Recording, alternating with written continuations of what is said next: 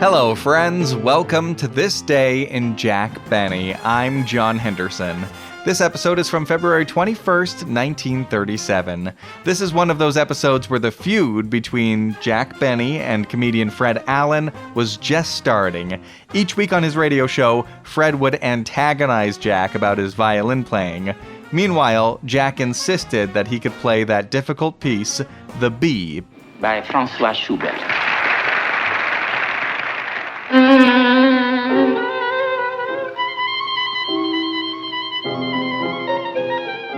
In this episode, they mentioned some movies from the last year. Theadora Goes Wild, starring Irene Dunn. You ought to be ashamed of yourself, laughing like that, right out loud and everything. You're really a nice gal, full of normal desires. But I can tell you what's happening to them. What? They're being slowly strangled to death. Well, it's murder. No, suicide. And Mary of Scotland, starring Cathrine Hepburn. You will find me young, perhaps inexperienced. But with the support of all of you, I shall rule fairly and justly. Sarah Burnhardt was a French stage actress who was also a dramatic movie star in the silent film era. Here in 1937, the newspaper is still very popular, and they mention a couple of New York columnists, Walter Winchel. Good evening, Mr. Wilson, North American. All the ships at sea, let's go to press. Flash, New York. The Queen Mary sailed 2 minutes ago, and when Terry... And Ed Sullivan. Midnight.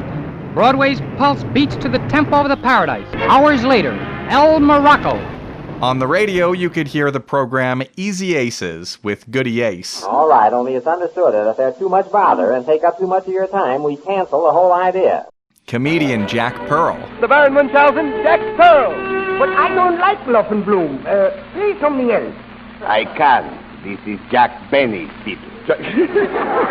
And accordion comedian Phil Baker. It's great to see you again and talk over old times. Sure is. You still use your accordion? Oh, once in a while. Last Monday, Jack Benny and Mary Livingstone were on another radio program, the Lux Radio Theater. The Lux Radio Theater surrenders its microphones to Jack Benny and Mary Livingstone in Brewster's Millions. Gee, Jack, you're smart. Oh, I don't know. I don't like to brag, but I guess when it comes to money matters, I'm about as smart as the next fella. You know, Mary, I've got ideas. Big ideas. Why, if I had $10,000 or $20,000 right now, I could turn it into $250,000 like that. $250,000? Maybe $500,000, maybe $2 million. There's no limit to what I could do.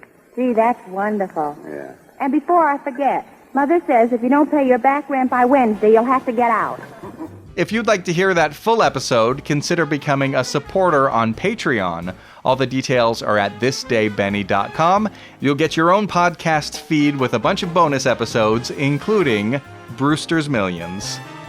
Until then, get yourself a shimmering bowl of one of General Foods' most delicious products, Jell-O, and enjoy the show. Jell-O has become the fastest-selling gelatin dessert in the entire world today. So when you want Jell-O, always ask for it by name. Insist on genuine Jell-O.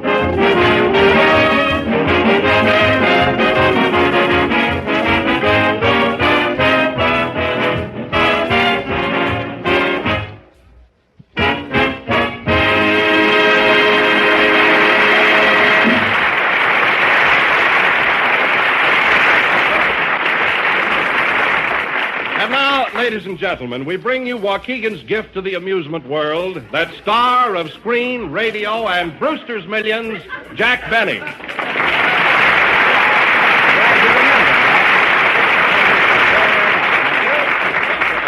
Well, hello again. This is Jack Benny, the legitimate actor, talking. And thanks, Don, for bringing it up. Well, Jack, I want to compliment you on your excellent performance in the title role of Brewster's Millions last Monday night. I was really surprised. Surprise? Why, Don, you've seen me play legitimate parts in several pictures, haven't you? Yes, but you were good Monday night. Thanks very much. Say, Jack. Yes, Phil? That part where you were throwing away money recklessly, that was rich. I got a kick out of that. You mean when I was spending money fast and furious? Yes, sir, you certainly are an actor. Now, hey, wait a minute. I'm not cheap. And furthermore, playing a straight part like Brewster is really my racket. My meat. Jack, really is. That's my meat. Can I go ahead now, Jack? Yes, Oh, yes, all right. Don, go ahead. Well, did you happen to read the newspaper report on your Monday broadcast? No, I didn't, especially that one from Buffalo. I thought you'd be interested, so I brought a couple of them over. Well, thanks, Don. Let me see them. Get this one. Warm weather to hold over the weekend. Oh, it's on the other side. But Mother thought he was atrocious. Listen, Kenny, that wasn't any imitation. That was me. Oh, you wouldn't spend all that money. I wouldn't, eh?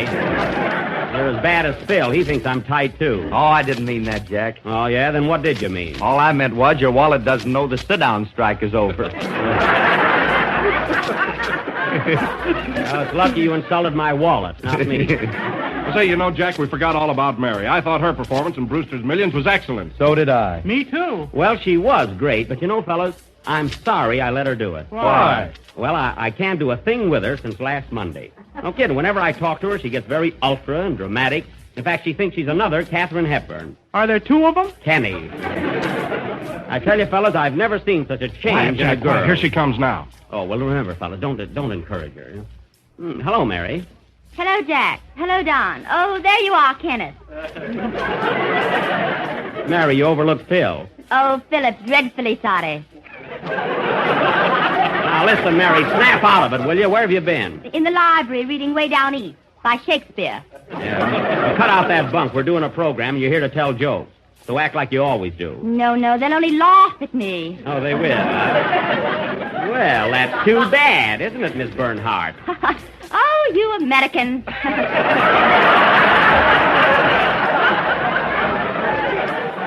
There you are, fellas. What did I tell you? I've heard of people going highbrow over a period of years.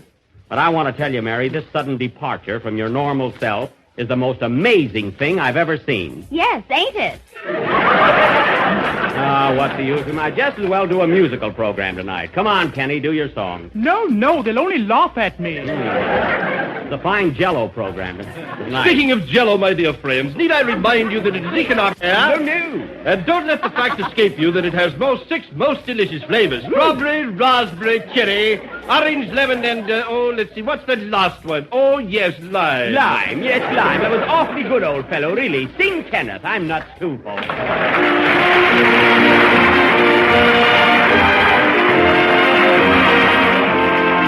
When my dream boat comes home, then my dreams no more will roam.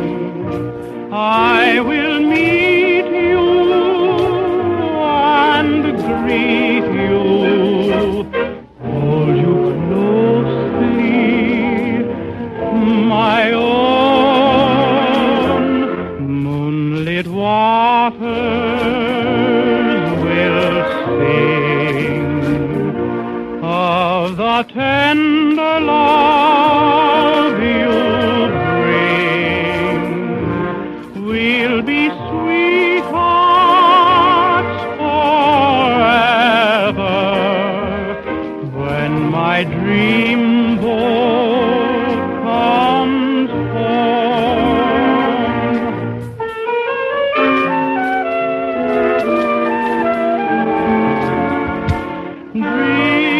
Dreams call to me over a rose-tinted sea. I wait on the shore for the one I adore. When my dream boat comes home, then my dreams no more will roam. We'll be sweethearts forever when my dream boat comes home.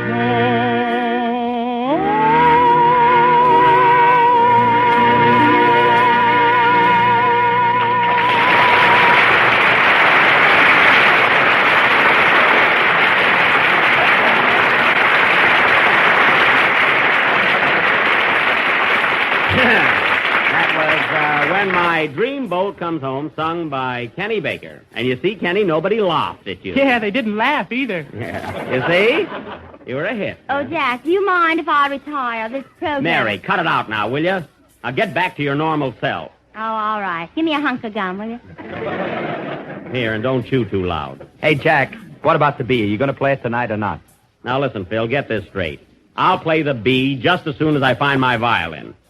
I've hired a private detective to look for it, and believe me, we're leaving no stone unturned. Did you hide it under a stone?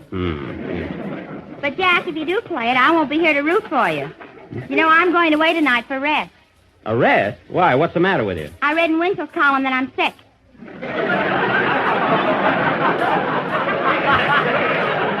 Well, I don't know. You look all right. You see a doctor? Who needs a doctor when you got Winchel? That's right. Well, we're certainly going to miss you, Mary. Where are you planning to go? Oh, I'm going to New York for a couple of weeks and recuperate. That's a nice place for a rest, yeah. There's a lovely sanitarium there right on the corner of 48th and Broadway. It's called the, what's the name of that place, Phil? The Cotton Club. That's it, the Cotton Club, yeah. Oh, you rest there beautifully, huh? Yes, that's on my list. Say, Mary, will you do me a favor? Sure, Kenny. What is it? Well, when you come back from New York, would you mind bringing me some oysters? Oysters? Kenny, can't you get oysters right here in town? Yes, but there's no R in Los Angeles. Now, listen. Kenny, then move to Burbank and shut up, will you? I did move there. Then all you got to do is shut up. That's right, Mary. We'll miss those answers next week. But it's great to go back to New York once in a while. I don't know, you renew old acquaintances and see all your old pals. Phil Baker, Jack Pearl, Goody Ace, Ed Sullivan. Fred Allen. Quiet. I'm trying to avoid his name. And I don't blame you, Jack. Did you hear him last Wednesday when he kept saying how tight and cheap you are? Yeah. Oh, wait a minute. So that's where Phil Harris got his idea for those smart cracks about me. I knew he couldn't be original. Come here a minute, Don. Come here just a second, will you? You know, Allen talks about me being tight. Were you ever invited to a party at Fred Allen's house? No, Jack, no. Why? Well, he's the kind of a guy that fills you full of herring and then makes you pay for a glass of water.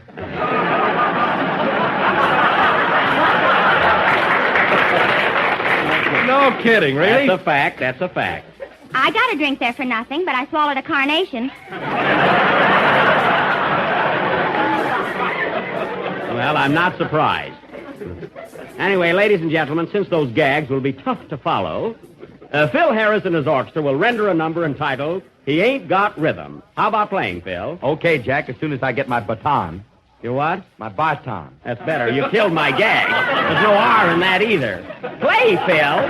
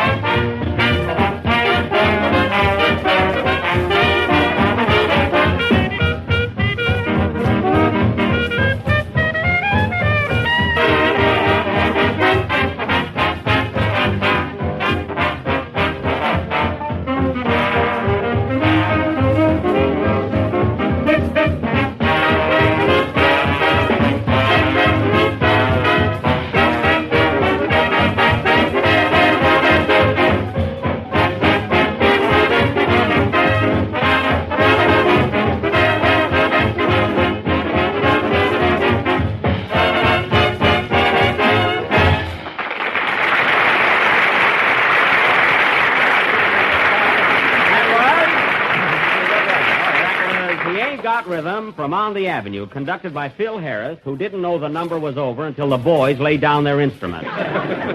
Thanks, Jack. I like you, too. Well, some orchestra leader. And now, folks, I mean, if you haven't got a baton, what'll they do, poor boys? For our feature attraction tonight, we are going to present a sophisticated English drama entitled Lady Guinevere's Bracelet, or Ring Around the Wristy. I will play the part of Lord Stanley Beaverhat, boss. Mary Livingstone will be Millicent, my granddaughter, and Phil Harris will be Phillicent, my grandfather. The scene is the ancestral mansion of the Beaverhats located at Hamhock on the Sauerkraut, England. Now, before going into this drama, I would like to point out that... answer that, Mary. Okay. Hello? Yes? Yes, Mr. Campbell, he's here. Oh, Jack, it's Lawton Campbell of General Foods. Well, the boss. Hello? Oh, hello, Mr. Campbell. Yes? Yeah? What? Well, look, Mr. Campbell, it would be silly to go back to that because we have no idea where Cactus Face is hiding. No, look, we planned this English play and, well, what? Oh, I can either look for Cactus Face or a new job. Well, all right, you're the boss. Goodbye. Tonight, ladies and gentlemen, we will do a command performance. The 12th episode of our Western serial, Buck Benny Rides Again. We'll do it, but we won't do it good. I hope I fall off my horse. You will if you get on. Well, get our cowboy suits on. Gosh, help me off with this frock coat, Mary. Kenny, throw out the tea and crumpet. Okay. Such waste. Bring in the horses, Don. Mary, have you seen my spurs? They've been in your back pocket for a week. I thought it was arthritis. Well,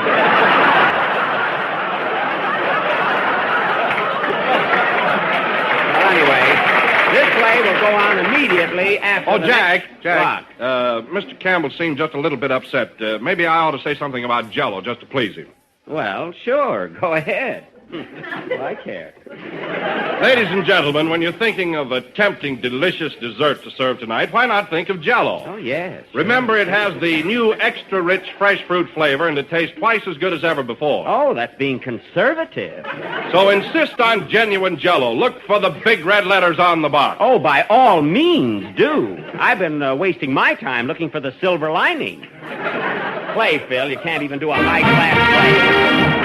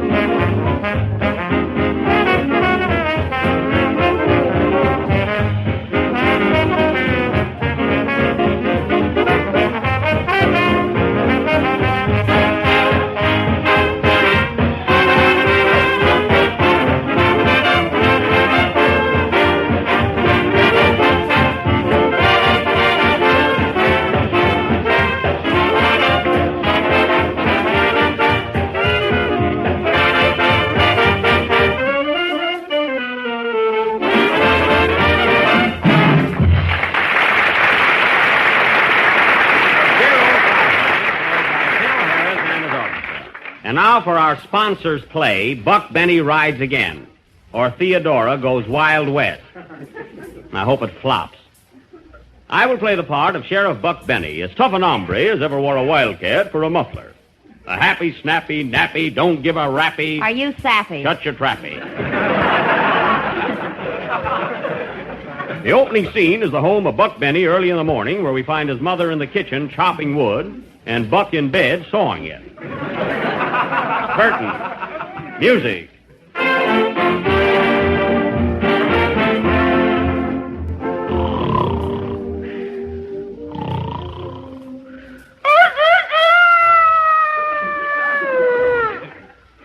Better get up, Buck. It's 6 o'clock. 6 o'clock. Doggone it, I had that rooster set for 9. What's the matter with him? Well, he's a Rhode Island bred. Guess he's still on Eastern time. From now on, I'm going to buy my alarm cocks in the West.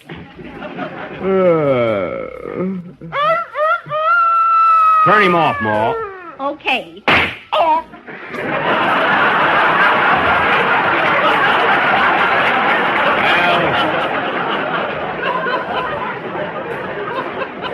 Well, that's too bad.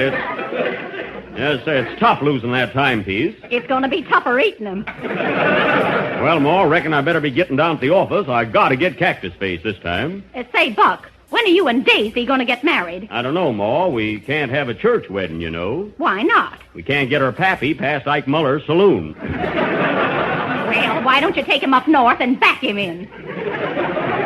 Might try that. Got to get going now. Where's my horse? Under the bed. Doggone it, he always gets the lower. Come on, partner. Sleep well? Glad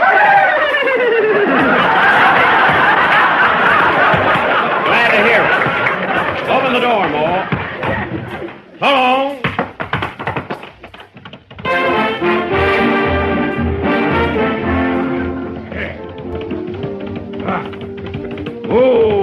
Whoa, partner, whoa. Morning, deputies. Morning, Sheriff. Any news about Cactus Face, Deputy Wilson? Nope, not a word. You got any report, Baker? Well, you know that $500 reward you posted? Yeah? He came here and collected it. Who did? Cactus Face. Cactus Face, you darn fool. Why did you let him go? And that's the dumbest thing I ever heard of. Oh, I've done dumber things than that. Baker, that's a fine thing after the way I worked day and night to catch that varmint. Well, I came closer than you did. He wants to argue yet. Never mind, Buck. You sure been hot on his trail. Mr. Campbell don't seem to think so. Now listen, deputies. There's been a report that Cactus Face was seen walking into the Bucket of Blood barbershop. And I want you boys to go there right away. Okay, Sheriff. Be sure and look under all lather. If he's not there, take a look next door at the Goody tea shop. Shucks, I'm no sissy. Now, do what I tell you to. I'm going to stop over at Daisy Carson's house, and I'll join you boys later. Come on, Buck Benny rides again.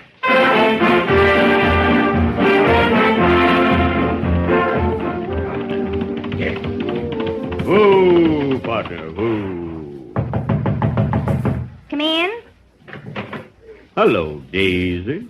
Hello, tall, dark, and double chin. Well, gal, your Adam's apple ain't exactly out in the open. Why, Buck, gals don't have Adam's apples. Too late now, it got a snicker. Say, Daisy, I ain't seen you around for the past 5 weeks. What you been doing? Just sitting here knitting. Is that so? What you knitting? I won't know till it's finished. I hope it's a sock. I'm tired of wearing just one. Speaking of socks, reminds me of soaps. Where's your pappy? He's out in the backyard working on his still. His still? Yep, he's making his own liquor now. What does he do with the stuff? Bottle it? Nope, he just drinks it as it comes out. Impatient old cuss, isn't he? You know, Daisy, I see him out riding once in a while. How can a man drink so much and stay on a horse? It was kind of hard until he taught the horse how to stagger. So he's out there working on his still, eh? You know, Daisy, he better be careful. Them stills is mighty dangerous. Here comes Pappy now. Hello, Buck. Frank Carson, that's the worst thing you could have done. Why, that still blew you right across the yard into the house. Well, I was coming here anyway. That was quite an explosion. Where are your boots? Don't know. I had them on when I went out. Got to be careful with those stills, Frank. Wonder what made her blow up, Buck. Only built a small fire. You must have breathed into it. Frank, you better stop drinking that stuff or them pink elephants will get you. Shucks, I got 'em trained now. One of 'em can play the bee.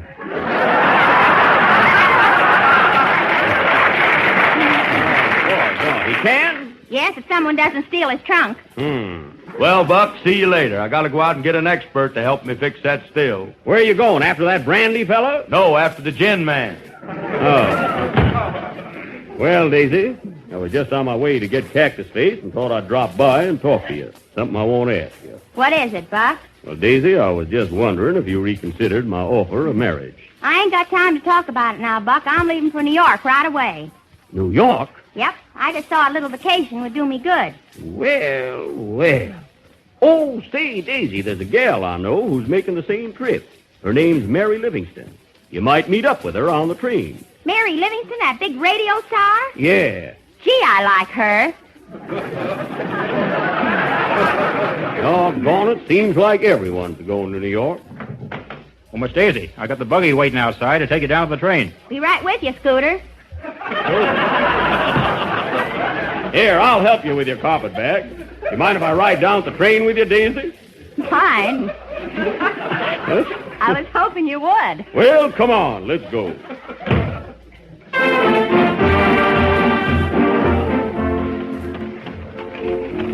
Well, Daisy, it's kind of nice sitting here alongside of you. Gee, I sure hate to see you go. When you get to New York, you want to watch out for them city slickers. A pretty gal like you can't be too careful. You said it and move over. Oh. Say, Buck, I hope you catch Cactus Face before I get back. Shucks, I plumb forgot about him. You're more important to me than anybody. Uh-huh. One more crack like that and I won't get on the train. And say, Daisy, I just happen to think.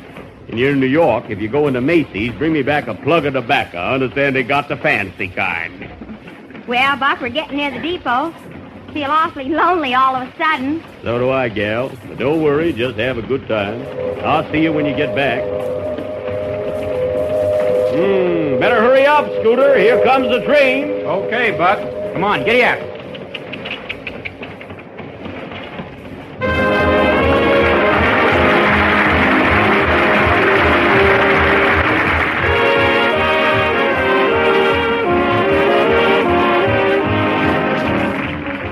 Here's a new way to make an old favorite, chocolate pudding, and it's just about the easiest way of all. Use Jell-O chocolate pudding. It's the modern, up-to-date dessert that gives you the satin-smooth texture and that just right consistency.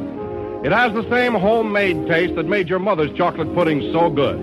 It's richer, creamier, more chocolatey, and it's amazingly easy to make. Just mix the contents of one package of Jell-O chocolate pudding with milk. Cook and stir over a low flame until the mixture comes to a boil and is thick and smooth. It takes only a few minutes. Then cool and serve in sherbet glasses. One package makes 6 servings, and everybody is bound to give this grand chocolate pudding the enthusiastic reception it deserves. And the Jell-O chocolate pudding is delicious, too, if you add to it raisins, nuts, or chopped up marshmallows. Try it plain or with one of these variations sometime. Remember, Jell-O chocolate pudding sells for the same low price as Jell-O. Ask your grocer tomorrow for Jell-O chocolate pudding.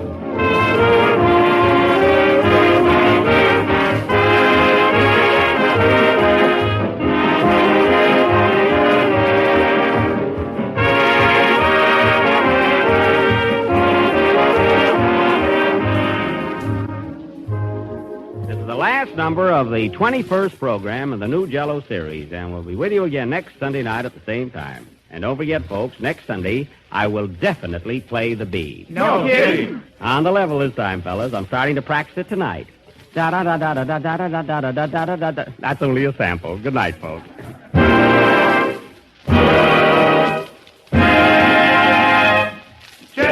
Jell-O.